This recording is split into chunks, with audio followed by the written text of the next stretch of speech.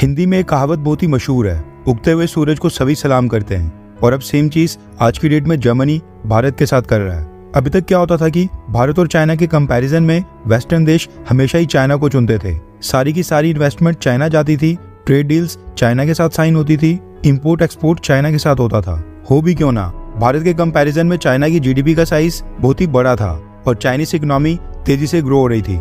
इसके साथ ही मैन्युफैक्चरिंग का एक बहुत ही बड़ा हिस्सा भी चाइना में ही था। ऐसे में भारत और चाइना का जब भी डिस्प्यूट या फिर कॉन्फ्लिक्ट होता था, जैसे कि गलवान घाटी का इंसिडेंट या फिर डोकलाम विवाद, उस समय ये सारे वेस्टर्न देश वहां पर भारत को सपोर्ट नहीं किया करते थे, खासकर यूरोपियन देश और स्पेशली जर्मनी। जर्मनी के चाइना के साथ बहुत ही क्लोज रिलेशंस हैं। ऐसे में जर्मनी से इस बात की उम्मीद बिल्कुल नहीं थी कि वो चाइना के खिलाफ जाकर भारत का समर्थन करे, लेकिन जर्मनी ने भारत का समर्थन किया है, हमारे सपोर्ट में स्टेटमेंट जारी की है। अब इसके पीछे का एग्जैक्ट कारण क्या है वो बताने से पहले मैं आपको बता दूं कि जर्मनी ने आखिरकार भारत के लिए क्या बोला है। रेफरेंस के लिए आपकी स्क्रीन के ऊपर आर्टिकल का स्क्रीनशॉट भी है। दरअसल जर्मनी ने चाइना के भारत के साथ बॉर्डर डिस्प्यूट के ऊपर चाइना का विरोध किया है। German minister of state for foreign affairs Tobias Lindner Raisina dialogues में हिस्सा लेने के लिए भारत आए हैं और भारत आकर उन्होंने स्टेटमेंट जारी की है, जिसमें उन्होंने कहा कि ऐसा नहीं है कि यूरोप के देश केवल रशिया के ऊपर ही फोकस करते हैं और चाइना को कुछ नहीं कहते हैं। चाइना आज की डेट में बहुत ही असर्टिव यानी एग्रेसिव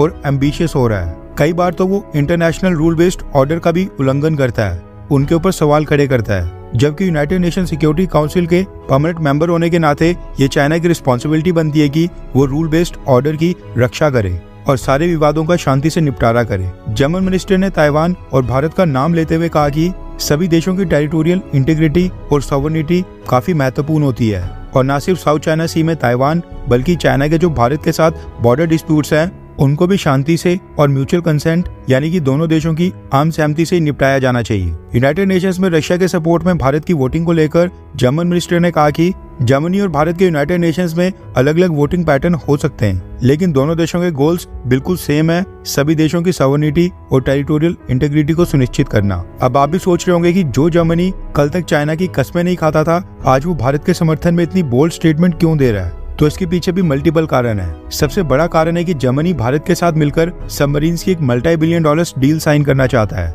जर्मनी ने भारत को अपनी सबमरीन्स ऑफर की हैं और ये डील कई बिलियन डॉलर्स की होने वाली है। न सिर्फ ये डील बल्कि भारत तो हथियारों का एक बहुत ही बड़ा इंपोर्टर देश है। ऐसे में भारत के सपोर्ट में इस तरह की स्टेटमेंट आना लाजमी है। दूसरा कारण ये है कि रिसेंटली हमारे विदेश मंत्री जयशंकर सर जब जर्मनी गए थे, उन्होंने वहां पर डंके की चोट के ऊपर कहा था कि जब यूरोप के देश भारत को चाइना के ऊपर सपोर्ट नहीं करते हैं तो उनको भी भारत और रशिया की दोस्ती के ऊपर सवाल बिल्कुल नहीं खड़े करने चाहिए।